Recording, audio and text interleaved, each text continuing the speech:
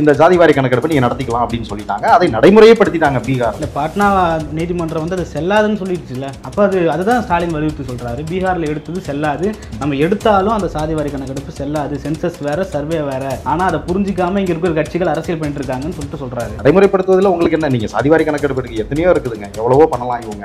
நம்ம வந்து இது செய்யக்கூடாதுன்னு முடிவு பண்ணிட்டாங்க. ஏன் அப்படின்னா நாளை வேணா இந்த கட்சியில திராவிட முன்னேற்ற கழகத்தில் இருக்கக்கூடிய ஆதிக்க சக்திகளாக ஆதிக்க சாதிகளாக சொல்லக்கூடியவங்க நாளைக்கு இதுல வந்து எங்களுக்கு இவ்வளவு பெர்சன்டேஜ் எங்களுக்கு இருக்குது, எங்களுக்கு பிரதிநிதித்துவம் வேணும்னு கேட்பாங்களா, கேட்க மாட்டாங்களா? இந்த கட்சியில இருக்கக்கூடிய வலுவானவர்கள் நாளைக்கு ஒரு அணியா சேர்ந்து இது இது இப்படி எங்களுக்கு வேணும், இவ்வளவு பெர்சன்டேஜ் இருக்கும், எங்களுக்கு அமைச்சர் இதுல இலாக்கா எங்களுக்கு வேணும், எங்களுக்கு இவ்வளவு எம்எல்ஏ வேணும் அப்படின்னு அவங்க வந்து கேட்பாங்க. பயப்படுறாரா ஸ்டாலின்? நிச்சயமா பயப்படுவார். துரைமுருகன் அவர் சார்ந்த சமுதாயம் தமிழ்நாட்டில் ஜாஸ்தி வலுவா இருக்காங்க. நாளைக்கு அவங்க இடஒதுக்கீடு இந்த மாதிரி சாதிவாரி கணக்கெடுப்பு எடுத்தாங்கன்னா அவர் குரல் ஓங்கி திமுக வலுவா இருப்பார். அவருடைய குரல் தான் ஒழிக்குவாங்க. இந்த பக்கம் அவர் கூட்டணியில் இருக்கக்கூடிய விசிகா வச்சுக்கோங்க, அவங்களும் இதை மாதிரியான பெர்சன்டேஜ் எண்ணிக்கையில் அதிகமாக இருக்கக்கூடியது. அப்போ இவர் கூட்டணியில் இருக்கக்கூடிய திருமாவளவன் போன்றவர்கள் இதில் வந்து ஆதிக்கம் செலுத்துவாங்க. சரி, திமுக மேலே இந்த ஒரு குற்றச்சாட்டு நீங்கள் வைக்கிறீங்க. 2011 மக்கள் தொகை கணக்கெடுப்பு எடுத்திருக்காங்க, அதிலே கூட சேர்த்து சாதிவாரி கணக்கெடுப்பும் எடுத்தாங்க, அதை வெளியிடலன்னு சொல்லிட்டு சொல்றாங்க. 10 ஆண்டு கால ஆட்சி முக்கால வெளியிட்டு இருக்கலாம்ல. நம்ம திமுக மட்டுமே நம்ம சொல்லலையே, அவங்க சொல்றாங்க சர்வே வேற சென்சஸ் வேற, எல்லாம் கரெக்ட் தாங்க. சர்வே ரைட்டு தான், சென்சஸ் வேற தான். டோல்கேட்ல இருக்காங்க, டோல்கேட்ல வந்து ஒரு வண்டி கிராஸ் ஆகுது அப்படின்னா அந்த வண்டி என்ன வண்டி, இது எத்தனை வண்டி கிராஸ் ஆகுது, ஒரு மணி நேரத்தில் நம்ம இவ்வளவு கிராஸ் ஆகிறோம் அப்படின்னு நம்ம வந்து கணக்கெடுக்கணும். பட் நான் அந்த வண்டி இந்த இடத்துல இந்த தெருவில் இன்னாருக்குள்ளது சொந்தமானது அப்படிங்கிறது வந்து அது ஒரு புள்ளி வரமா, அது ஒரு கணக்கெடுப்பு. இந்த ரெண்டத்தையும் எடுக்கிறதுக்கு ஏன் இவங்களால முடியாதா? இன்னைக்கு உங்களை அரெஸ்ட் பண்ணாம இருந்திருந்தா அவங்க 1 மணி நேரம் 2 மணி நேரம் அவங்க போராட்டம் நடத்திருப்பாங்க, அவங்க பாட்டில் போயிருந்திருப்பாங்க, இது ஒரு பக்கம் முடிஞ்சிருக்கும். நீங்க இன்னைக்கு ஹவுஸ் அரெஸ்ட்னு சொல்றீங்க, அதை அரெஸ்ட் பண்ணி ஏத்துறீங்க, அவங்கள கொண்டு போன இன்னைக்கு வண்டியெல்லாம் பாருங்க, எல்லாம் வந்து அவ்வளவு மோசமான வாகனங்கள். கருணாநிதி உண்ணாவிரதம் போராட்டம் பண்றப்போ அதை பார்த்து பல்வேறு தமிழர்கள் உண்ணாவிரதம் போராட்டம் பண்ணாங்க சார்.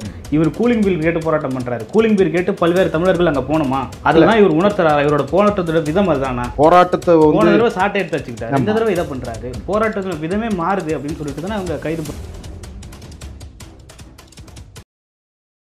வள்ளுவம் வலைக்காட்சி சொந்தங்கள் அனைவருக்கும் வணக்கம். அரசியல் பேசு நிகழ்ச்சிக்கு உங்களை வரவேற்பதில் மகிழ்ச்சி. இன்று நம்மோடு இணைந்திருக்கிறார் இந்திய ஜனநாயக கட்சியிலிருந்து துணை பொதுச் செயலாளர் நெல்லை ஜீவா அவர்கள். சார் வணக்கம். சார் வணக்கம். நல்லா இருக்கீங்களா? நல்லா இருக்கேன் சார். நேற்றைய தினத்தில் நாம் தமிழ் கட்சியின் சார்பாக சாதிவாரி கணக்கெடுப்பு எடுக்கணும்னு சொல்லிட்டு ஒட்டுமொத்த சமூகத்தை சார்ந்தவங்களும் வந்து அந்த இடத்துல போராடி இருக்காங்க. தொடர்ந்து சாதிவாரி கணக்கெடுப்பு எடுக்கணும்னு சொல்லிட்டு பாமக, நாம் தமிழர் போன்ற பல்வேறு அமைப்புகள் தமிழ்நாட்டில் போராடுது. சாதிவாரி கணக்கெடுப்பு தமிழ்நாட்டுக்கு தேவையான ஒரு அரசியல் தானா என்ற ஒரு கேள்வி எழுது சார். சாதிவாரி கணக்கெடுப்பு என்பது இன்றைய அரசியலுக்கு, குறிப்பாக தமிழகத்திற்கு, ஒட்டுமொத்த இந்தியாவுக்கு இது வந்து முக்கியமான ஒன்று. இது தொடர்ந்து வலியுறுத்துகின்ற பாட்டாளி மக்கள் கட்சியாக இருக்கட்டும் அல்லது திராவிட முன்னேற்ற கழக கூட்டணியில் இருக்கக்கூடிய விசிகா போன்ற கட்சிகள் எல்லாம் இதற்கு வந்து தொடர்ந்து குரல் கொடுத்துக்கிட்டு தான் இருக்காங்க, வேணும்னு சொல்லிட்டு இருக்காங்க. இன்னும் ஒருபடி மேலே போனால் இந்திய ஜனநாயக கட்சியினுடைய கொள்கைகளில் 10 கொள்கை, அந்த கொள்கையில் ஒரு கொள்கை வந்து பொருளாதார ரீதியாக இடஒதுக்கீடு வேணும் அப்படிங்கிறதும் எங்களுடைய கட்சியினுடைய முக்கிய கொள்கையாக இருக்குது. அதோட சாதிவாரி கணக்கெடுப்பும். ஆக சாதிவாரி கணக்கெடுப்பு ஒரு புறம் நடந்தாலும் நிச்சயமாக பொருளாதார ரீதியான கணக்கெடுப்பும் வேணும். சாதிவாரியாக கணக்கெடுப்பு இன்றைக்கி ஆல்மோஸ்ட் இருக்கக்கூடிய இப்போ பாட்டாளி மக்கள் கட்சி கேட்டிங்கன்னா அவங்க நாங்கள் 25% சொல்லிடுவாங்க, விசிகா போன்ற கட்சி 25% சொல்லிடுவாங்க. சின்ன சின்ன சமுதாய ஜாதிகள் இருக்கக்கூடிய அமைப்புகள்லாம் வந்து இத்தனை % சொல்லுவாங்க. பட் இன்றைக்கி பெரும்பான்மையாக இருக்கக்கூடிய ஒரு சில சமுதாயங்கள், இன்றைக்கி குறிப்பாக சொல்லணும்னா இந்த முத்திரையர் போன்ற சமுதாயங்கள், இன்னும் போயர் இனத்தை சார்ந்தவர்கள் இவங்களாம் இருக்காங்க. இவங்களாம் பார்த்தீங்கன்னா அவங்களுக்கான ஒரு பிரதிநிதித்துவங்கிறது இல்லை. துறை அரசியலாக இருக்கட்டும், இல்லைன்னா பெரிய கவர்மெண்ட் ஜாப் இந்த மாதிரி இது இருக்கட்டும், இல்லை நீதிமன்றங்களில் நீதிபதியாக இருக்கட்டும், இதெல்லாம் அவங்களுக்கு வந்து துறை ரீதியான பிரதிநிதித்துவம் இதுவரை கிடைக்கல. ஸோ அவங்களுக்கு இந்த சாதிவாரி கணக்கெடுப்பு எடுத்து அதில் நம்ம கொண்டு போனோம் அப்படின்னா நிச்சயமாக இதெல்லாம் வந்து கிடைக்கும் அப்படிங்கிறது வந்து ஒட்டுமொத்த இன்றைக்கி ஆல்மோஸ்ட் தமிழ்நாட்டில் இருக்கக்கூடிய ஒட்டுமொத்த கட்சிகளும் அது வந்து வேணும் அப்படின்னு சொல்லக்கூடிய இடத்துல தான் இன்றைக்கி இருக்காங்க. அந்த வலுவாக பாட்டாளி மக்கள் கட்சி, நாம் தமிழர் கட்சி, விசிகா போன்ற கட்சிகள்லாம் தொடர்ந்து களத்தில் நிற்குது. இந்திய ஜனநாயக கட்சியும் நாங்களும் அதை தான் சொல்கிறோம். ஒருபடி மேலே என்னென்னா, நாங்கள் பொருளாதார ரீதியாக எங்களுக்கு வந்து இடஒதுக்கீடு வேணும் அப்படிங்கிறது வந்து எங்களுடைய கட்சியினுடைய தலைவர் ஐயா டாக்டர் பாரிவேந்தர் அவர்களுடைய மிகப்பெரிய ஒரு கோரிக்கையாக நம்ம வச்சு. புரியுது. மாநில அரசை இதை வந்து கேட்டு போராடுறது எந்த விதத்தில் நியாயன்ற மாதிரி திராவிட முன்னேற்ற கழகம் கேட்குது. எங்களுக்கான அது அதிகாரமே கிடையாது, ஒன்றிய அரசினுடைய அதிகாரம் அது, அதை வந்து எங்ககிட்ட கேட்டு ஏன் போராடுறீங்க அப்படின்றப்போ இது திசை திருப்பும் அரசியலாக இருக்குமோ அப்படின்ற ஒரு சந்தேகமும் எழுது. இல்லை, திசை திருப்பும் அரசியல்னு சொல்கிறத விட முற்றிலும் பொய்யான தகவல் இது. இதுக்கு நம்ம எடுத்துக்காட்டு வந்து பீகாரை சொல்லலாம். பீகார் மாநில அரசு. பீகார் வந்து இன்றைக்கி வந்து கிட்டத்தட்ட ஒரு ஒரு கணக்கெடுப்பு முடிச்சு இம்ப்ளிமெண்ட் பண்ணிட்டாங்க. அதை வந்து நடைமுறைக்கு கொண்டு வந்துட்டாங்க. பக்கத்தில் ஆந்திராவில் நடந்திருக்கு, கர்நாடகா நடந்திருக்குது. ஸோ இன்னும் பல மாநிலங்களில் இப்போ நடந்துகிட்டு இருக்குது. ஸோ இன்னும் சொல்ல போனீங்கன்னா உச்சநீதிமன்றம், உயர்நீதிமன்றங்கள்லாம் உள்ள பீகாருடைய உயர்நீதிமன்றம், உச்சநீதிமன்றத்திலலாம் பார்த்தீங்கன்னா அவங்க வந்து தீர்ப்பே சொல்லிட்டாங்க, இதுக்கு எங்களுக்கு சம்மந்தம் கிடையாது, மாநில அரசுக்கும் மத்திய அரசுக்கு இது இல்லை, மாநில அரசு தேவைப்படும் பட்சத்தில் அவங்க வந்து இந்த ஜாதிவாரி கணக்கெடுப்பை நீங்கள் நடத்திக்கலாம் அப்படின்னு சொல்லிட்டாங்க. அதை நடைமுறையே படுத்திட்டாங்க பீகாரில். பாட்னா நீதிமன்றம் வந்து அது செல்லாதுன்னு சொல்லிடுச்சுல்ல. அப்போ அதுதான் ஸ்டாலின் வலியுறுத்தி சொல்கிறாரு, பீகாரில் எடுத்தது செல்லாது, நம்ம எடுத்தாலும் அந்த சாதிவாரி கணக்கெடுப்பு செல்லாது, சென்சஸ் வேறு, சர்வே வேறு, ஆனால் அதை புரிஞ்சிக்காமல் இங்கே இருக்கிற கட்சிகள் அரசியல் பண்ணிட்டு இருக்காங்கன்னு சொல்லிட்டு சொல்கிறாரு. இல்லை, நீங்கள் செல்லாதுன்னு அவங்க வந்து சொன்னேன்னு சொல்லுங்க, ஆனால் உச்சநீதிமன்றம் இங்கே வந்து அப்படி சொல்லலையே. பாட்னா உயர்நீதிமன்றம் சொல்லியிருக்குது, உச்சநீதிமன்றம் வந்து அதில் வேண்டான்னு அதை பற்றி எதுவுமே ஒன்றும் சொல்லிக்கல. சரி, நீங்கள் அப்படின்னா வந்து மத்திய அரசாங்கம் இதுக்கு வந்து ஏதாவது தடை போட்டிருக்கலாமே, மத்திய அரசாங்கம் ஒன்றும் சொல்லலையே. அப்போ நடைமுறைப்படுத்துவதில் உங்களுக்கு என்ன, நீங்கள் சாதிவாரி கணக்கெடுப்பு எத்தனையோ இருக்குதுங்க, எவ்வளவோ பண்ணலாம். இவங்க வந்து போகாத ஊருக்கு வழி தேடுதாங்க, அவ்வளோதான். நம்ம வந்து இது செய்யக்கூடாதுன்னு முடிவு பண்ணிட்டாங்க. ஏன் அப்படின்னா முதல்வராக இருக்கக்கூடிய அவர் சார்ந்த சமுதாயம் வந்து இன்னைக்கு பர்சன்டேஜ் கணக்கெடுப்பு எடுத்தீங்கன்னா ரொம்ப சின்ன பர்சன்டேஜ் தான் மக்கள் சாதிவாரி கணக்கெடுத்தீங்கன்னா. ஸோ நாளை வேணா இந்த கட்சியில் திராவிட முன்னேற்ற கழகத்தில் இருக்கக்கூடிய ஆதிக்க சக்திகளாக, ஆதிக்க சாதிகளாக சொல்லக்கூடியவங்க நாளைக்கு இதில் வந்து எங்களுக்கு இவ்வளோ பர்சன்டேஜ் எங்களுக்கு இருக்குது, எங்களுக்கு பிரதிநிதித்துவம் வேணும்னு கேட்பாங்களா, கேட்க மாட்டாங்களா? சாதிவாரி கணக்கெடுப்பு தான் கேட்க தான் செய்வாங்க. அப்போ நீங்கள் நாளைக்கு அந்த கட்சியில் இருக்கக்கூடிய வலுவானவர்கள் நாளைக்கு ஒரு அணியாக சேர்ந்து இது இப்படி எங்களுக்கு வேணும், இவ்வளோ பர்சன்டேஜ் இருக்கும், எங்களுக்கு அமைச்சர் இதில் இலாக்கா எங்களுக்கு வேணும், எங்களுக்கு இவ்வளவு எம்எல்ஏ வேணும் அப்படின்னு அவங்க வந்து கேட்பாங்க. பயப்படுறாரா ஸ்டாலின்? நிச்சயமாக பயப்படுவார். ஆமாம். இல்லை அப்படின்னா இவங்களாம் வந்து சமூக நீதி காக்கக்கூடியவங்க நம்ம சொல்லிட்டு இருக்கோம். ஏன் இதை நடத்துறதுல என்ன இருக்குது? திமுக அந்த கூட்டணியில் இருக்கிற விசிகா வந்து வலுவாக தொடர்ந்து குரல் கொடுத்துட்டு இருக்காங்களே, பண்ணலாமே. இன்னைக்கு நீங்கள் நான் வலுவாக சொல்கிறது, துரைமுருகன் அவர் சார்ந்த சமுதாயம் தமிழ்நாட்டில் ஜாஸ்தி வலுவாக இருக்காங்க. நாளைக்கு அவங்க இடஒதுக்கீடு இந்த மாதிரி சாதிவாரி கணக்கெடுப்பு எடுத்தாங்கன்னா அவர் குரல் ஓங்கி நிற்கும். திமுகவில் வலுவாக இருப்பார், அவருடைய குரல் தான் ஒழிக்குவாங்க. இந்த பக்கம் அவர் கூட்டணியில் இருக்கக்கூடிய விசிகா வச்சுக்கோங்க, அவங்களும் இதை மாதிரியான பர்சன்டேஜ் எண்ணிக்கையில் அதிகமாக இருக்கக்கூடியது. அப்போ இவர் கூட்டணியில் இருக்கக்கூடிய திருமாவளவன் போன்றவர்கள் இதில் வந்து ஆதிக்கம் செலுத்துவாங்க. அப்போ இவரால் ஒன்றும் பண்ண முடியாது. ஸோ இந்த இடத்துல இவருக்கு நெருக்கடி வரும். அதனால இதெல்லாம் எப்படி நம்ம சமாளிக்க முடியும் அப்படிங்கிறதுல இவர் ரொம்ப தெளிவாக இருக்காரு. ஸோ அதுதான் உண்மையும் கூட. சரி, திமுக மேலே இந்த ஒரு குற்றச்சாட்டு நீங்கள் வைக்கிறீங்க. 2011 மக்கள் தொகை கணக்கெடுப்பு எடுத்திருக்காங்க, அதிலே கூட சேர்த்து சாதிவாரி கணக்கெடுப்பும் எடுத்தாங்க, அதை வெளியிடலன்னு சொல்லிட்டு சொல்கிறாங்க. 10 ஆண்டு கால ஆட்சி முக்கால வெளியிட்டிருக்கலாம்ல. நம்ம வந்து நம்ம திமுக மட்டுமே நம்ம சொல்லலையே, ஆளுகின்ற இரண்டு ஆண்ட கட்சி, ஆளுகின்ற கட்சி இரண்டையும் தான் நம்ம சொல்லிட்டு இருக்கோம். திமுக மட்டுமே அதுக்கு வந்து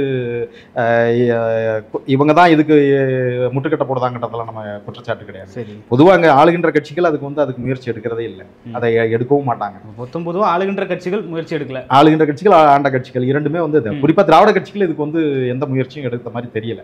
ஆனால் இன்னைக்கு இருக்கக்கூடிய கட்டத்துக்கு இது நிச்சயமா ஒரு கட்டத்தில் வந்து இது எடுக்க வேண்டிய கட்டாயத்துக்கு வந்துடும். அவங்க சொல்லுதாங்க சர்வே வேறு, சென்சஸ் வேறு, எல்லாம் கரெக்டு தாங்க, சர்வே ரைட்டு தான், சென்சஸ் வேறு தான். அது நான் பல முறை கூட நான் பேசியிருக்கேன், இந்த டாபிக் கூட பேசியிருக்கேன். இப்போ சமீபத்தில் ஒரு பேட்டி எடுக்கும்போது சொல்லியிருந்தேன். அதாவது டோல்கேட்டில் இருக்காங்க, டோல்கேட்டில் வந்து ஒரு வண்டி கிராஸ் ஆகுது அப்படின்னா அந்த வண்டி என்ன வண்டி, இது எத்தனை வண்டி கிராஸ் ஆகுது, ஒரு மணி நேரத்தில் நம்ம இவ்வளோ கிராஸ் ஆகிறோம் அப்படின்னு நம்ம வந்து கணக்கெடுக்கணும். அது ஒரு சர்வே தானே, அது ஒரு கணக்கெடுப்பு தானே, அதை நம்ம எடுக்கிறோம். பட் நான் அந்த வண்டி இந்த இடத்துல இந்த தெருவில் இன்னார் பொழுது சொந்தமானது அப்படிங்கிறது வந்து அது ஒரு புள்ளி விவரமா, அது ஒரு கணக்கெடுப்பு. இந்த ரெண்டத்தையும் எடுக்கிறதுக்கு ஏன் இவங்களால முடியாதா? இது சாத்தியமே இல்லையா? அழகாக எடுத்துகிட்டு போயிடலாம். அவ்வளோ ரெக்கார்டு இருக்குது, அவ்வளோ டேட்டாஸ் இருக்குது. இப்போ பீகாரில் வந்து 7 மாதத்தில் முடிச்சாங்க. ஏன் இன்னைக்கு தமிழ்நாடு அரசால் முடிக்க முடியாதா? தமிழ்நாடு அரசாங்கம் இதற்கு மனதே வைக்கிறது இல்லை. தமிழ்நாடு அரசாங்கம் இதுக்கு வந்து முயற்சி எடுக்கல. அது ஒன்றிய அரசனுடைய பிரச்சனை. அவங்க தான் அதுக்கு நிதி செலவு பண்ணி எடுக்கணும், நம்ம ஏன் அதுக்கு கூடுதல் நிதியை செலவு பண்ணி எடுக்கணும்? ஏற்கனவே அவங்க நமக்கு நிதி தரமாட்டாங்களே அப்படின்ற ஒரு கேள்வியெல்லாம் அவங்க திரும்ப வச்சுக்கிட்டே இருக்காங்க. நிதிங்கிறது வந்து அவங்க வந்து அதாவது நம்ம செய்யக்கூடாதுன்னு முடிவு பண்ணிட்டோம்னா ஒன்றிய அரசை குறை சொல்லுவாங்க. நம்ம செய்யக்கூடாது அப்படின்னு முடிவு பண்ணியாச்சு, இது வந்து நம்மளால் நம்ம செஞ்சோம்னா நமக்கு ஆபத்து. அப்போ இது யாரை குறை சொல்கிறது? அவங்கள தான் சொல்ல முடியும், வேறு யாரையும் நம்ம போய் குறை சொல்ல முடியாது. நீங்கள் அங்கே நிதி தரல அப்படிங்கிறது, நிதி தராமல் இருந்தால் இன்றைக்கி வந்து இந்த அரசாங்கத்தை நீங்கள் வந்து ஆட்சியாளர்கள் நீங்கள் நடத்த முடியுமா? இன்றைக்கி நடத்த முடியாது. அது வந்து இவங்க சொல்லி நிதி ஒரு பிரச்சனையாக இவங்க வந்து பேசுகிறது வந்து மக்களை திசை திருப்புறது. அதுதானே தவிர மற்றபடி கிடையாது. எனக்கு டாஸ்மார்க்லேருந்து வர்ற வருமானம் எவ்வளோ வந்துட்டு இருக்கு, எவ்வளோ நிதி வந்துட்டு இருக்குது. டாஸ்மார்க்கை இழுத்து மூடுவோன்னு தானே இதுக்கு முன்னாடி சொன்னாங்க, மூடுனாங்களா? அதில் வருமானங்கள் இவ்வளோ வந்துகிட்டு இருக்குது. பெண்களை எவ்வளவோ தாலி அறுத்த பெண்கள் தான் இருக்காங்க அப்படின்னு கனிமொழி உள்பட எல்லாரும் பேசினாங்க. இன்னைக்கு அப்போ இன்னைக்கு தாலியெல்லாம் இருக்கலையாமா? இதனால் ஸோ அதன் மூலமாக வரக்கூடிய நிதி என்ன வருது? அந்த நிதியில் ஒரு பார்ட் அதில் வந்து செலவு பண்ணுங்களேன். ரொம்ப ஒன்றும் பெரிய ஒன்றும் செலவுகள் கிடையாது. ஒன்றும் கணக்கெடுப்பு எடுக்கிறதுக்கு பீகாரில் வந்து 5 லட்சம் கவர்மெண்ட் எம்ப்ளாயி வச்சு தான் முடிச்சிருக்காங்க. ஏன் இப்போ இங்கேயும் அதை பண்ண முடியாது? உங்களுக்கு இன்னும் சொல்ல போனால் கவர்மெண்ட் எம்ப்ளாயிஸ் எல்லாமே ஒட்டுமொத்தமாக திராவிட முன்னேற்ற கழகத்தை விரும்பக்கூடியவங்க, திராவிட முன்னேற்ற கழகத்தினுடைய அனுதாபிகள் தான் இன்னைக்கு கவர்மெண்ட் எம்ப்ளாயிஸ். அவங்கள வச்சு நீங்கள் பண்ணுங்கள், கணக்கெடுப்பு ஏன் பண்ண முடியாது? அதை நீங்கள் பண்ணலாம், அழகாக பண்ணலாம். இது நிதி அப்படிங்கிறது வந்து இதெல்லாம் வந்து ஒரு நம்ம வந்து ஒரு அரசாங்கத்து மேலே போட்டு விட்டுட்டு அப்படியே நம்ம வேலையை நம்ம பார்க்கணும் அப்படிங்கிறதுக்கான ஒருவேளை சாதிவாரி கணக்கெடுப்பில் ஒட்டுமொத்த அனைத்து கட்சிகளும் சேர்ந்து திமுகவை எதிர்த்தோம் அப்படின்னா அவங்க பண்ணிடுவாங்க. ஏன்னா நம்ம ஆட்சியை தக்க வைக்கணும். அவங்களுமே அதுக்கு அனைத்து கட்சி கூட்டம்லாம் போட்டிருக்காங்க. இருந்தாலும் வந்து இந்த டாஸ்மாக் ஊழல்ன்றது வந்து ஒரு பெரிய பேசு பொருளாக மாறி இருக்கு. அண்ணாமலை அவர்களோட தலைமையில் பாஜகவில் சென்னையில் இன்னைக்கு மிகப்பெரிய ஒரு ஆர்ப்பாட்டம் நடந்திருக்கு. அண்ணாமலை உட்பட பல்வேறு பாஜக தலைவர்கள் கைது செய்யப்பட்டிருக்காங்க. இது எப்படி பார்க்கலாம்? இல்லை, திமுக இப்போ எப்படின்னா, திமுக கூட்டணி கோட்டைகளே நடத்துகிற ஆர்ப்பாட்டங்களுக்கு கூட இன்றைக்கி அனுமதி மறுக்கப்படுது. திமுக தவிர நீங்கள் எந்த கட்சியும் இன்றைக்கி ஆர்ப்பாட்டமோ மக்களுக்கான ஒரு கோரிக்கையை முன்னெடுத்து நம்ம எதுவும் பண்ண முடியாத சூழலுக்கு இன்றைக்கி வந்துடுச்சு. ஜனநாயகத்தை பேசக்கூடியவங்க, சமூக நீதியை பேசக்கூடியவங்க இப்படி ஒரு செயலை வந்து இன்றைக்கி செஞ்சுட்டு இருக்காங்க. இது பெரிய ஒரு பேரழிவு, அரசியல் பேரழிவாக தான் இதை நாங்கள் பார்க்குறோம். ஜனநாயக ரீதியாக நம்ம வந்து போராடக்கூடிய அனைத்தையும் நீங்கள் வந்து அதுக்கான உங்களுக்கு அனுமதி கொடுக்கறதுல உங்களுக்கு என்ன கஷ்டங்கிறது தெரியல. 1.5 லட்சத்திற்கும் மேற்பட்ட போராட்டங்களுக்கு தமிழ்நாட்டில் இந்த 3-4 ஆண்டுகளில் நாங்கள் அனுமதி கொடுத்துருக்கோம்னு சொல்லிட்டு முதல்வரும் சொல்கிறாரு, அமைச்சர் சேகர் பாபுவும் சொல்கிறாரு. இல்லை, அது டேட்டாஸ் வந்து நம்ம சொல்லிக்கிட்டே இருக்கலாம். அப்படி 1.5 லட்சம் கொடுத்தேன், அதை கொடுத்தேன், இதை கொடுத்தேன். இதில் எத்தனை திமுக சார்ந்து திமுக கூட்டணி சார்ந்த போராட்டங்கள் நீங்கள் எடுத்து பாருங்கள். நீங்கள் 1.5 லட்சம் கொடுத்தவங்க ஏன் இன்றைக்கி நீங்கள் பிஜேபி கொடுக்கல? அழகாக கொடுத்துருக்கலாமே. அதுவும் இல்லாமல் அவங்களுக்கு நீங்கள் அனுமதி கொடுத்துருக்கலாம். அவங்க பாட்டில் ஒரு மணி நேரம் 2 மணி நேரம் செஞ்சுட்டு போயிருக்கலாம். இன்றைக்கி இது ஒரு பெரிய பேசும்படும் பொருளாக உங்களுக்கே நீங்கள் வந்து நீங்கள் விலை கொடுத்து இன்றைக்கி வந்து அசிங்கத்தை விலை கொடுத்து வாங்கின கதை தான். இன்றைக்கி உங்களை அரெஸ்ட் பண்ணாமல் இருந்திருந்தா அவங்க 1 மணி நேரம் 2 மணி நேரம் அவங்க போராட்டம் நடத்திருப்பாங்க. அவங்க பாட்டில் போயிருந்திருப்பாங்க. இது ஒரு பக்கம் முடிஞ்சிருக்கும். நீங்கள் இன்றைக்கி ஹவுஸ் அரெஸ்ட்னு சொல்கிறீங்க, அதை அரெஸ்ட் பண்ணி ஏற்றுறீங்க. அவங்கள கொண்டு போன இன்றைக்கி வண்டியெல்லாம் பாருங்கள். அவங்கள ஹவுஸ் அரெஸ்ட் பண்ணி இல்லைனா ரோட்டில் வந்து அவங்கள எல்லாரையும் ஏற்றி இன்றைக்கி கொண்டு போன வாகனங்கள் எல்லாம் பாருங்கள். எல்லாம் வந்து அவ்வளோ மோசமான வாகனங்கள். அவ்வளோ ஒன்றும் தமிழ்நாட்டில் வந்து அப்படி நீங்கள் வந்து அசிங்கப்படுத்துகிற அளவுக்கு வந்து பிஜேபி ஒரு மத்திய சர்க்கார் தானே. அவங்க ஆண்டுகிட்டு தானே இருக்காங்க. அவங்க நாளைக்கு இதை ரிவெஞ்ச் எடுக்க மாட்டாங்கன்னு என்ன நிச்சயம் இருக்குது? இல்லை, அவங்களோட போராட்டங்கள் தான் அதை செய்ய வைக்குதுன்னு சொல்கிறாங்க. கூலிங் பேர் கேட்டு டாஸ்மாகோட தலைமை அலுவலகத்துக்கு போயிட்டு அண்ணாமலை நான் போராடுவேன்னு சொல்லிட்டு அந்த வழியாக நடந்து போகிறப்போ கூலிங் பேர் கேட்கலாமா போராடுவாங்க? இல்லை, அப்படி இல்லை. போராட்ட வடிவமா அப்படின்னு ஒரு கேள்வியும் எழுது. இல்லை, போராட்ட வடிவங்கிறது நிறைய. நீங்கள் அப்படி பார்க்க போனீங்கன்னா இலங்கை தமிழர் பிரச்சனைகள் எத்தனையோ வந்துச்சு. முன்னாள் முதல்வர் மதிப்பிற்குரிய மறைந்த முன்னாள் முதல்வர் கலைஞர் அவர் போய் மெரினா பீச்சில் போய் உட்காரலையா? ஒரு கட்டில் தூக்கி கொண்டு போட்டுட்டு அங்கே போய் நான் படுத்துக்கிறேன் அப்படின்னு போய் படுக்கலையா? உண்ணாவிரதத்துக்கும் கூலிங் பேர் வாங்க போகிறதுக்கும் வேறுபாடு இல்லை. ஒரு காலங்கள் எல்லாம் மாறும்போது ஒவ்வொருத்தரும் ஒவ்வொரு ஆங்கிளில் பார்ப்பாங்க. போராட்டக்கலாங்கிறது வந்து நீங்கள் உங்களுக்கு ஏற்ற மாதிரி போராட்டக்கலாம் அமையணும் அப்படின்னு நம்ம நினைக்க முடியாதுல்ல. நான் இன்னைக்கு மக்கள் திரும்பி பார்க்கணும். அனைத்து மக்கள் மத்தியில் இந்த போராட்டக்கலாம் போய் ரீச் ஆகணும். அதுக்கு என்ன வேணாலும் செய்யலாம். ஏன் நாற்று நடும் போராட்டம்னு கம்யூனிஸ்ட் ஃபேமஸே அவங்க தான். மழை தண்ணி எங்கேயா தேங்கிங்க, குளம் குட்டை தேங்கி, சாக்கடை தேங்கிங்க, அங்கே போய் நாற்று நடும் போராட்டம் அப்படின்னு. கருணாநிதி உண்ணாவிரதம் போராட்டம் பண்ணுறப்போ அதை பார்த்து பல்வேறு தமிழர்கள் உண்ணாவிரதம் போராட்டம் பண்ணாங்க சார். இவர் கூலிங் பில் கேட்டு போராட்டம் பண்ணுறாரு. கூலிங் பில் கேட்டு பல்வேறு தமிழர்கள் அங்கே போகணுமா? அதெல்லாம் இவர் உணர்த்துறாரு. இவரோட போராட்டத்தோட விதம் அதுதானா? இல்லை, போராட்டத்தை போன தடவை சாட்டை எடுத்து வச்சுக்கிட்டாரு, இந்த தடவை இதை பண்ணுறாரு. போராட்டத்தோட விதமே மாறுது அப்படின்னு சொல்லிட்டு தானே அவங்க கைது பண்ணல. அது அவங்களுடைய கட்சி, அவங்களுடைய கொள்கை, அவங்களுடைய கோட்பாடு. அவங்க முடிவு பண்ணியிருக்கலாம். கூலிங் பேர் கேட்கலாம், இல்லைனா வந்து கூலிங் இல்லாத பீர் கூட கேட்கலாம். அது அவங்களுடைய போராட்டங்கள். அதுக்குள்ள வந்து நம்ம போய் கருத்து சொல்ல முடியாது. ஆனால் போராட்டக்களம் என்பது ஏதாவது ஒரு மக்களை இன்னைக்கு திரும்பி பார்க்க வைக்கக்கூடிய அளவுக்கு அது நம்ம வந்து இப்போ அவங்க கட்சியில் மீட்டிங் எல்லாம் போட்டு பேசி தானே இருந்திருப்பாங்க. அவங்க வந்து பேசி தான் இந்த மாதிரி நம்ம ஒரு போராட்டக்களத்தை கொண்டு போகலாம். டாஸ்மார்க் இது பண்ணணும் அப்படின்னு சொன்னால் ஒரு சிலர் வந்து டாஸ்மார்க் வேண்டான்னு இது பண்ணுவாங்க, தாலி இருக்கும் போராட்டம் நடத்துவாங்க. ஒரு சிலர் இந்த பாட்டில் உடச்சி இப்போ ரோட்டில் போட்டு நொறுக்குவாங்க. பாட்டில் நம்ம காலில் குத்திரும் நமக்கு தெரியத்தான் செய்யும், இருந்தாலும் போட்டு நொறுக்குவாங்க. ஸோ போராட்டக்களம் வடிவமைப்பு அந்தந்த கட்சி அந்தந்த அவங்க முடிவு பண்ணக்கூடியது. அதில் வந்து எனக்கு ஒன்றும் அது ஒரு பெருசாக ஒன்றும் தெரியல. அதை மக்கள் எப்படி பார்க்குறாங்களோ அது மக்கள் தான் அதுக்கு வந்து விடை சொல்லணும் ஒழிய நம்ம வந்து அதை விமர்சனம் பண்ண முடியாது. இவங்களுமே வந்து இடி ரைடு கொடுத்ததுக்காக எங்களை பழிவாங்கும் நோக்கில் மத்திய அரசு இதை செய்யுதுன்னு சொல்கிறாங்க.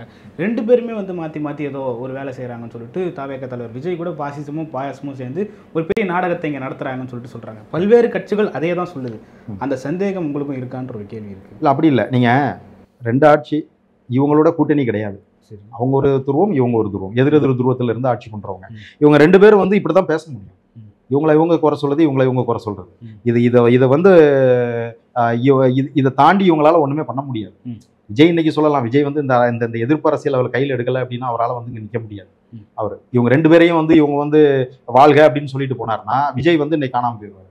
விஜய் எதிர்ப்பு அரசியல் எதிர்த்தே ஆகணும். ஏதாவது ஒருத்தர் எதிர்த்தால் மட்டும்தான் அங்கே முடியும். நீங்கள் எடப்பாடியாரையோ இல்லை அமமுக, பாமக, விசிக போன்ற கட்சிகளையோ இல்லை இந்திய ஜனநாயக கட்சியோ இவங்க எதிர்த்து அரசியல் பண்ணார் அப்படின்னு சொன்னால் இவர் காணாமல் போயிடுவார். ஸோ அப்போ ஆளுகின்ற கட்சி ஏதாவது ஒரு கட்சி ஒரு எதிர்த்து தான் ஆகணும், அதை எடுத்து தான் ஆகணும். அதன் அடிப்படையில் இவர் இதை சொல்கிறார். ஸோ அதனால தான் அவர் இன்னைக்கு ஒரு பேசப்படும் பொருளாக அவர் கட்சி இன்னைக்கு நிற்குது. அதுக்காக நீங்க திமுகவும் பாஜகவும் அவர் குறை சொல்றது, இவர் குறை சொல்றது அப்படிங்கிறது நிச்சயமா அப்படிதான் அந்த அரசியல் போகும். இது காலகாலமா நடந்துகிட்டு தானே இருக்குது. தமிழ்நாட்டில் அதிமுக குறை சொல்றது, அதிமுக குறை சொல்றது அப்படின்னா இடி அப்படிங்கிறது வந்துட்டு தான் இருக்குது. நம்ம மடியில ஒன்றும் கனம் இல்லை அப்படின்னா நீங்க ஏன் பயப்படுறீங்க? செங்கோட்டையனுக்கும் அந்த அதிமுக எடப்பாடி பழனிசாமி அவர்களுக்கும் இந்த பிரிவு, அதை எப்படி பாக்குறீங்க? அந்த பிரிவு நாளுக்கு நாள் விரிசல் அதிகமாயிட்டு போதும் அப்படின்ற ஒரு கேள்வியும் எழுது. செங்கோட்டையன் பாஜக பக்கம் சீக்கிரமா போயிடுவார்ன்ற ஒரு கேள்வியும் எழுது. இல்லை, பாஜக பக்கம் போடுறதுங்கிறத சொல்றதை விட பாஜக அங்கம் வகிக்கக்கூடிய கூட்டணியில் இவர் இருக்கலாம். இவர் தலைமை ஏற்கக்கூடிய ஒரு அதிமுக அப்படிங்கிறது அந்த இடத்துக்கு இவர் வரலாம் அப்படிங்கிற. செங்கோட்டையன் சாதாரண ஆள் நம்ம அண்டர் எஸ்டிமேட் பண்ணிட முடியாது. அவர் ஒரு ஆளுமை மிக்க லீடராக தான் எல்லாருக்கும் தெரியும். எல்லாரோடையும் தொடர்ந்து டிராவல் பண்ணியிருக்காரு. இன்னும் சொல்ல போனால் ஓபிஎஸ் இபிஎஸ்ஸை விட அவருக்கு தான் அந்த முதல்வர் அப்படிங்கிற நாற்காலி அவருக்கு தான் தேடி வந்துச்சு. அதை கூட அன்னைக்கு விட்டு கொடுத்தவர் தான் இன்னைக்கு செங்கோட்டையன். செங்கோட்டையனை பொறுத்த மட்டும் இன்னைக்கு இருக்கக்கூடிய இன்னும் நீங்கள் எடப்பாடியார் கூட இருக்கிற ஒரு பெரிய பெரிய ஜாம்பவான்கள் நம்ம வெளியில் வர்றதுக்கான வாய்ப்புகள் நிறைய இருக்குது. அது நீங்கள் உங்கள் பாணியிலே சொல்லணும்னா இடி ரைடு வந்துருமோ அப்படின்னு கூட நீங்கள் நினைக்கலாம். மத்திய அரசாங்கம் கூட இதை செய்யலாமோ அப்படின்னு கூட நினைக்கலாம். ஆனாலும் அதெல்லாம் தாண்டி, எல்லா விதத்திலும் தாண்டி இன்னைக்கு எடப்பாடியாருடைய அரசியல் போக்கும் அவருடைய சில முடிவுகளும் இன்னும் உள்ள இருக்கக்கூடியவங்களுக்கு நிறைய பிடிக்கல. ஸோ அதனால அவங்க வெளியில வரலாம். செங்கோட்டையன் வெளியில செங்கோட்டையனால் ஒரு பிளவு ஏற்பட்டு மீண்டும் ஒரு பிளவு எடப்பாடியார் கூட இருக்கக்கூடிய அந்த அதிமுக ஒரு பிளவு ஏற்பட்டு செங்கோட்டையன் தலைமையில் உருவாகுது அப்படின்னு சொன்னா, சசிகலா அம்மையாராக இருக்கட்டும், டிடிவியாக இருக்கட்டும், ஓபிஎஸ் அவங்களா இருக்கட்டும், இவங்கெல்லாம் செங்கோட்டையனை தூக்கி பிடிப்பாங்க, நிச்சயமா தூக்கி பிடிப்பாங்க. அதற்கான முழு முயற்சிகளையும் பாஜக எடுக்கும், கையில் எடுக்கும். ஏன்னா பாஜகவுக்கு அது தேவை. ஸோ அதை எடுத்து இவங்களை ஒருங்கிணைச்சு அதுதான் உண்மையான அதிமுக, அதுதான் இரட்டலை அப்படின்னு சொல்லக்கூடிய அளவுக்கு ஒரு போக்கு கொண்டு அந்த தலைமையில பாஜக செங்கோட்டையனை சிஎம் ஏற்றுக்கிறதுக்கு எடப்பாடி பழனிசாமி சிஎம் ஏற்றுட்டு போறாங்க. எடப்பாடி தான் வேண்டான்றாரு. எடப்பாடி தான் வேண்டாங்கிறாரு. எடப்பாடி நான் ஏற்றுக்க மாட்டேன்றாரு. பிஜேபி கூட்டணிலாம் இருக்க மாட்டேன்றாரு. இல்லை 6 மாசம் கழிச்சு முடிவு எடுப்பேன்னு சொல்லிட்டாருல்ல. இல்லை 6 மாசம் கழிச்சு முடிவு எடுன்னு சொல்லி இன்னைக்கு எடுக்க வேண்டியதுதானே? அதுக்கு என்ன 6 மாசம்? இன்னைக்கு சொல்லிட்டு போகலாமே, அந்த கூட்டணி தக்க வச்சுக்கலாம், எல்லாரையும் ஒருங்கிணைக்கலாமே. இன்னும் 6 மாதம் 7 மாதம் 8 மாதங்கிறது நம்ம ஒரு கணக்கு தானே, ஒரு கால்குலேஷன். கூட்டணி எப்போங்க முடிவு பண்ணுவீங்க? 6 மாதங்க, தேர்தலுக்கு இன்னும் 1 வருஷம் இருக்குது அப்படின்னு நம்ம சொல்லுவோம் இல்லையா? அந்த கால்குலேஷன் தான். பட் அது இன்னைக்கு இக்கட்டான சூழலில் இருக்கக்கூடிய எடப்பாடியார் இதை என்ன 6 மாதம் தள்ளி போட்டார்னா அவர்கிட்ட இருக்கிற சதவீதம் குறைஞ்சிக்கிட்டே இருக்கும். 6 மாதம் 60% குறைஞ்சிடும். அதை வலுவான தலைவர் இவங்களாம் அதை நெருக்கி பிடிச்சிருவாங்க, ஒண்ணுமில்லாம ஆக்கிடுவாங்க. இன்னைக்கு ஆப்போசிட் பார்ட்டின்னு சொல்லக்கூடிய ஓபிஎஸ்ஸாக இருக்கட்டும், மற்றவங்களா இருக்கட்டும், எதுவுமே இல்லாமல் இன்னைக்கு இருக்காங்கன்னு நினைக்கிறேன். ஆனால் செங்கோட்டையன் போன்றவர்கள் இங்கே வரும்போது இந்த அணி இன்னும் வலுப்படும், கண்டிப்பாக வலுவடையும். சரி, செங்கோட்டையன் இன்னைக்கு சபாநாயகர் எதிர்த்து அவங்க தீர்மானம் நிறைவேற்றிருக்காங்க. அதுக்கு ஆதரவு தெரிவிச்சிருக்காரு, அதிமுகவுக்கு ஆதரவு தெரிவிச்சிருக்காரு. அதை எப்படி பாக்குறீங்க? இப்போ அவங்களோட இருக்காங்கன்னு நம்ம பார்க்க முடியும். இல்லை, அப்படி இல்லைல்ல. அது தீர்மானம் கொண்டுட்டு வராங்க.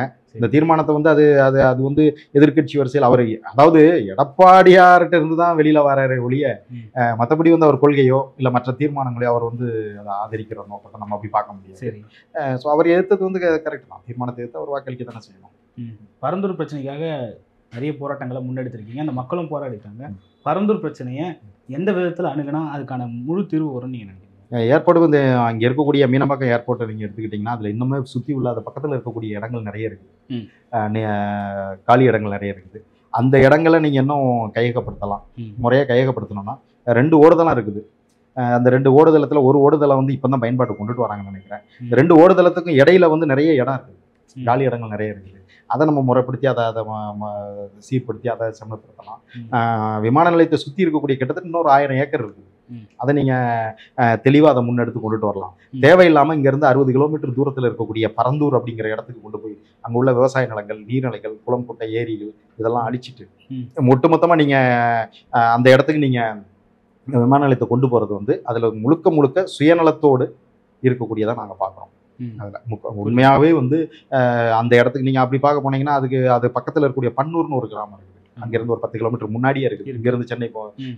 இங்கே ஃபர்ஸ்ட் பன்னூர் தான் வரும். அந்த பன்னூர் கிராமம் வந்து நீர்நிலைகள் கிடையாது, மக்கள் அதிகமாக வசிக்கக்கூடிய இடங்கள் கிடையாது, விவசாய பகுதிகள் ஜாஸ்தி கிடையாது. அதை பரந்தூரை கம்பேர் பண்ணும்போது ஸோ அதுக்கு நீங்கள் அந்த இடத்த நீங்கள் எடுத்துருக்கலாம், அதை வச்சிருக்கலாம். ஆனால் நான் என்ன சொல்லுறேன், முதலில் நீங்கள் இந்த மீனம்பாக்கத்தில் இருக்கக்கூடிய பக்கத்தில் இருக்கக்கூடியதை நீங்கள் விரிவாக்கம் பண்ணுங்க.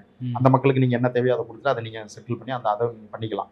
அடுத்தது சென்னை விமான நிலையங்கிறது வந்து டொமஸ்டிக் ஏர்போர்ட் தான். கிட்டத்தட்ட 70% வந்து டொமஸ்டிக் ஃப்ளைட்ஸ் தான் வருது. இன்டர்நேஷனல் ஃப்ளைட் ஒரு 30% தான் வந்துட்டு இருக்கு. ஸோ அதை தான் இவங்க சொல்கிற காரணம். சரக்கு விமானங்கள் வர முடியல, இன்டர்நேஷனல் ஃப்ளைட் வந்து இறங்க முடியல அப்படிங்கிறதான் சொல்கிறாங்க. 2 ஓடுதளத்தில் 1 ஓடுதளம் நல்லா நீங்கள் பயன்படுத்திக்கலாம். சுற்றி இருக்கிற பகுதிகளை நீங்கள் வந்து நல்ல செம்மப்படுத்தி அதை நீங்கள் இன்னும் கொண்டு வந்தீங்க அப்படின்னா இதையே இன்னும் விரிவாக்கம் பண்ணலாமே ஒழிய தேவையில்லாமல் பரந்தூர்னு நீங்கள் போகிறீங்க.